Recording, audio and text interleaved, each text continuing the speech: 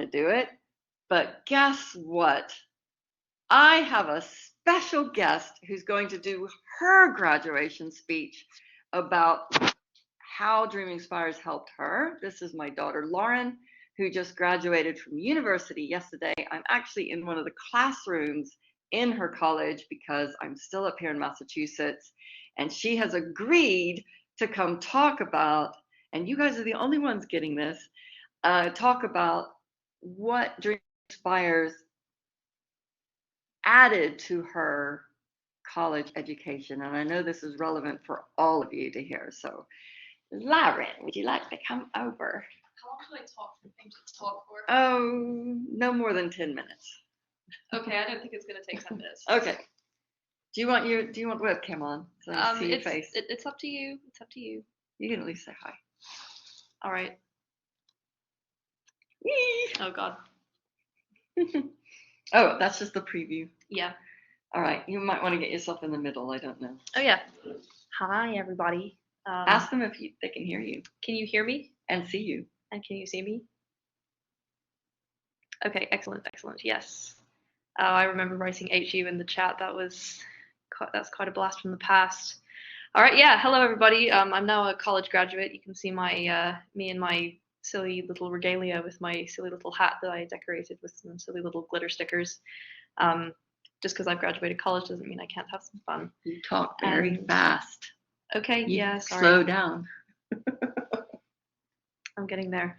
Yeah, well, it's great to be talking to you guys about this. Oh yeah, fair enough. I sometimes listen to audiobooks on faster speed because it helps me pay attention. So I won't talk too slow, but I'll just try to speak clearly so you can tell what I'm saying.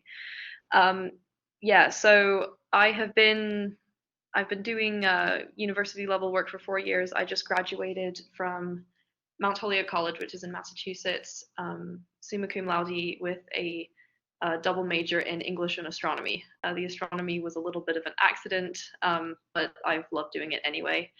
I've always loved English lit, and I was sort of patient zero of Dreaming Spires home learning in a way, so I started taking these courses when I was 12, and that means that I took American Lit when I was 16. So I did these 4 years of Dreaming Spires literature courses, and I'm going to tell you about how what I learned in those courses helped me not just for my English major, but also for my astronomy major, which is a very science-heavy major that you wouldn't think would have all that much to do with literature, but it turns out that pretty much everything is connected to everything else. So the first and probably the most important thing that Dreaming Spires taught me how to do was how to work independently.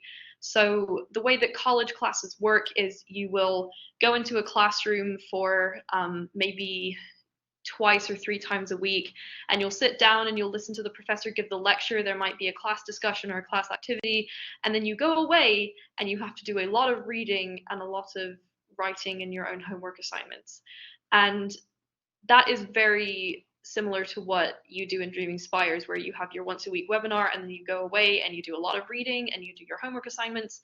And so when I got to college, it was a very familiar sort of structure where I was doing a very similar thing. And related to that, I think maybe some people don't realize just how difficult Dreaming Spires classes are. Like this is really high level work that you guys are doing, and the amount of reading that you're asked to do is quite heavy. And I'm not saying that it's necessarily equal to the amount of reading you do in college, but the amount of reading that Dreaming Spires gave me definitely helped me learn how to organize my time and how to make sure that I complete all the readings by each week's class. Because, you know, I've had English classes where I was expected to read an entire book or an entire Shakespeare play in a week. So these are the kinds of skills that you have to learn in college, and the fact that I was able to learn them by doing Dreaming Spires definitely gave me an easier transition from sort of high school, secondary school into college. When it comes to more specific, by more specific I mean sort of concrete skills that help me complete assignments rather than soft skills. So a soft skill is something that is kind of a general skill that will help you with a lot of different things. So time management is going to help you a lot with college, but it will also help you a lot with jobs and things like that. And that's definitely important. but I've also found it very helpful to have skills that are specifically about analyzing literature and thinking deeply about literature. So one of the courses that I took with Dreaming Spires, and I don't know that any of you guys have done this, but there's a grammar course where you learn how to do the English language and English literature GCSEs. And I didn't actually take the GCSEs, but I did take the grammar course.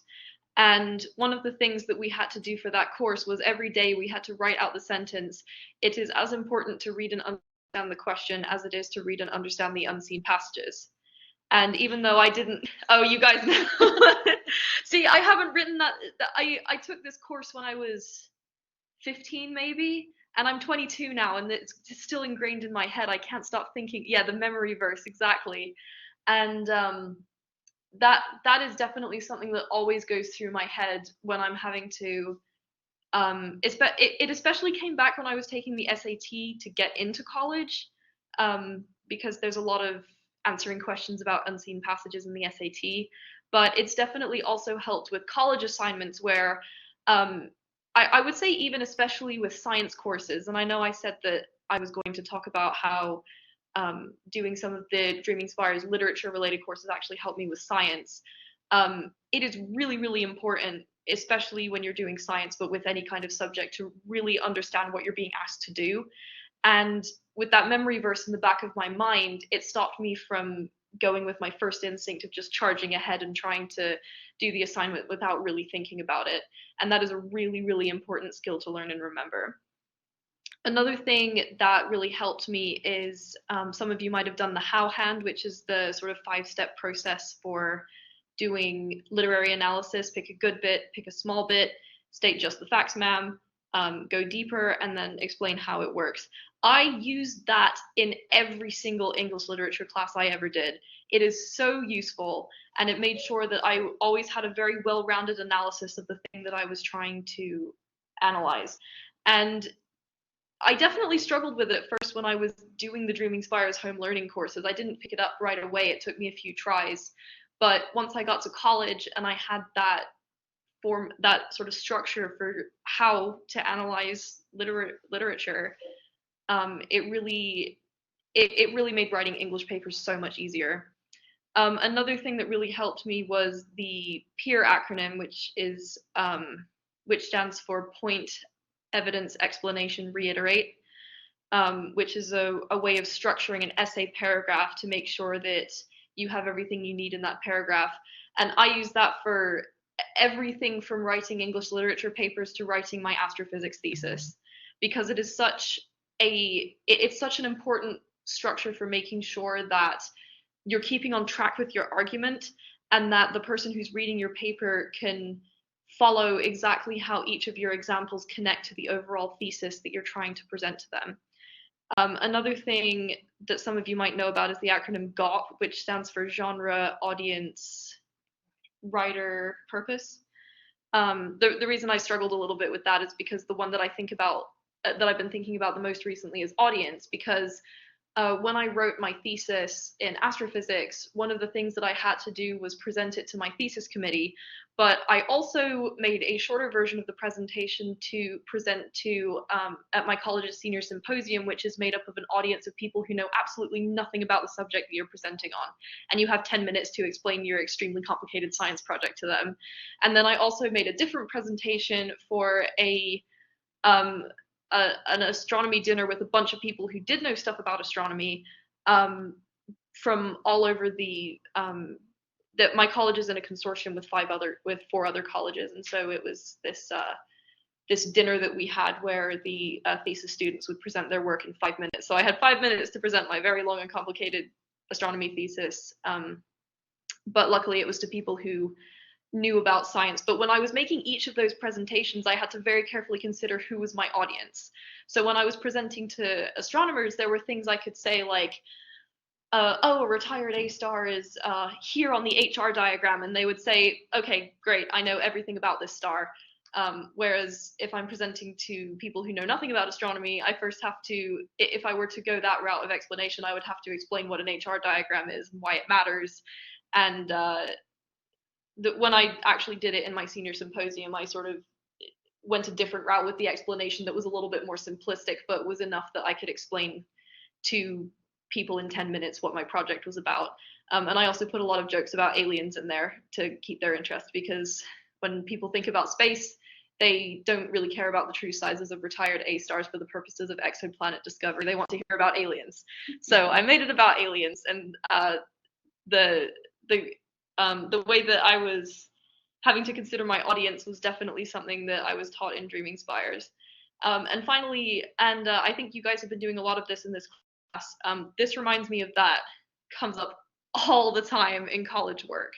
It's not in English classes, and I was also in philosophy club. It came up a lot in philosophy. It even came up in STEM subjects.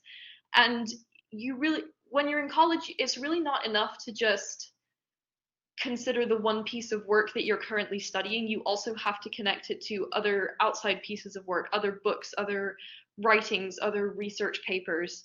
And this reminds me of that as such an important tool for making sure that you're viewing an issue or a piece of writing from all different sides, and making sure that you're having a very well-rounded analysis of what you're talking about. So